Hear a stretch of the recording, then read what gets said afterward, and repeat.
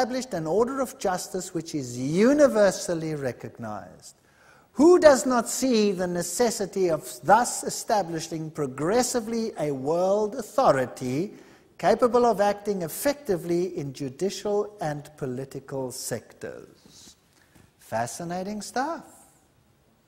And who was crowned ruler of the whole world? This man himself. Fascinating. John Paul, superstar. Maastricht, the United Europe. What has the world to say about this?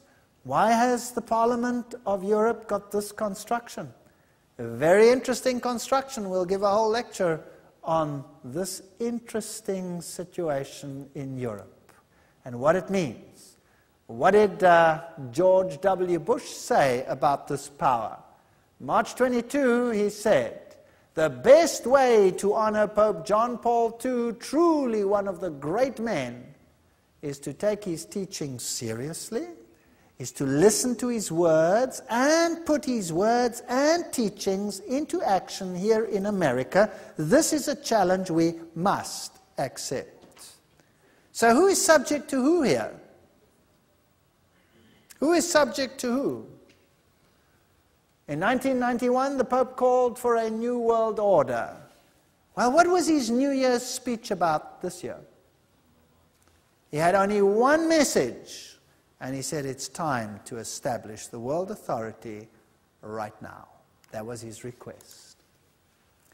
He visited the United Nations. He spoke on behalf of all the religions in the entire world. Now, please note that that includes Buddhism and Hinduism and Shintoism and Zoroastrianism and Protestantism and Catholicism and the whole shooting match. Is there an agenda?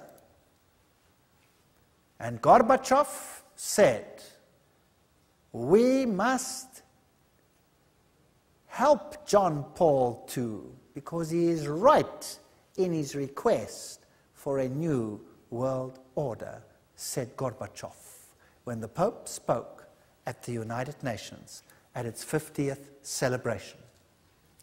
All right. Do you think it is possible that Rome could be this power?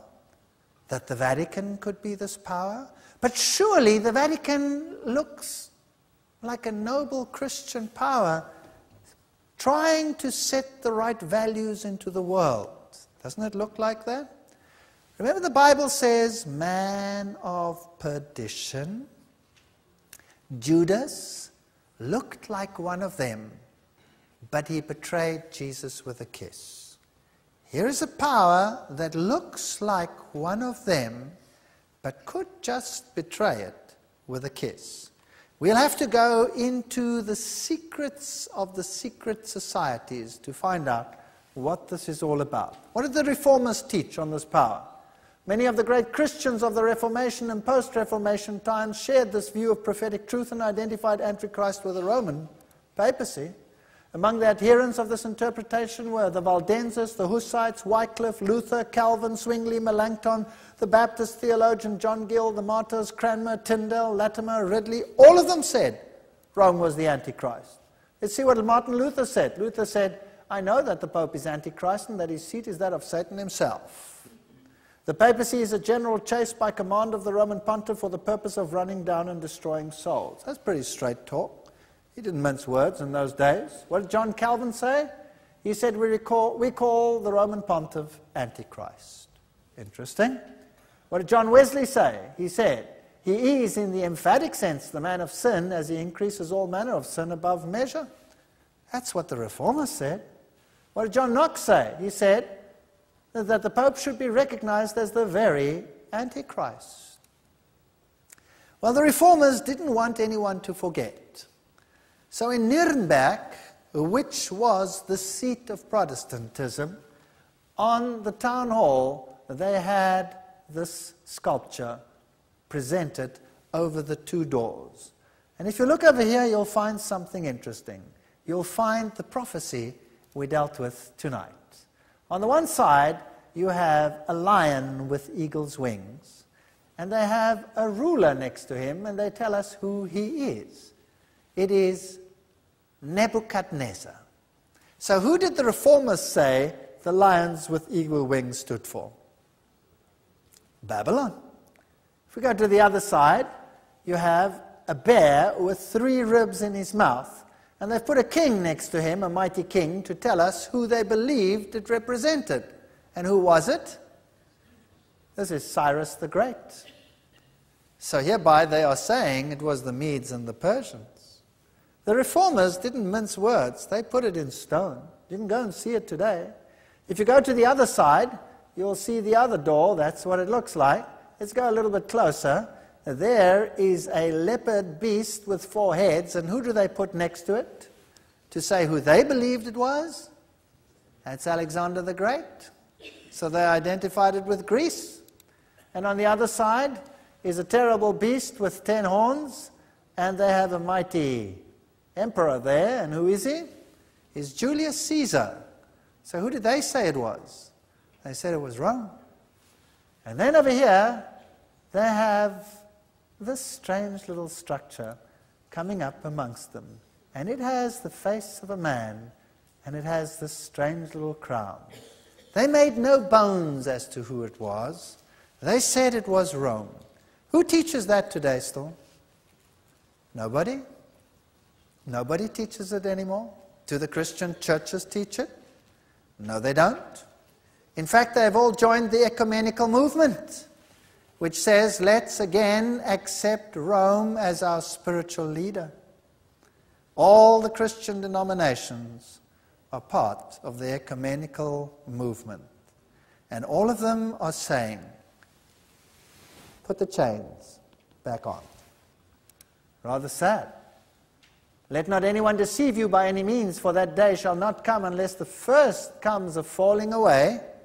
And the man of sin shall be revealed, the son of perdition, who opposes and exalts himself over all that is called God, all that is worshipped, so that he sits as God in the temple of God, setting himself forth that he is God. Does this make sense now? It certainly does.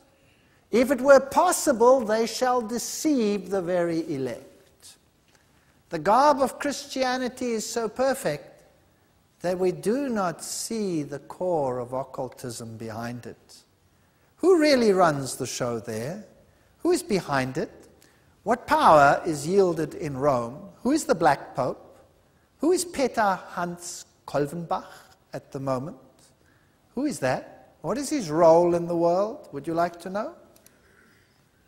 So we see, he shall devour the whole earth. That means this web of intrigue must spread across the whole world. And he will continue to the end. He's here right now. But his dominion will be taken away at the end of time.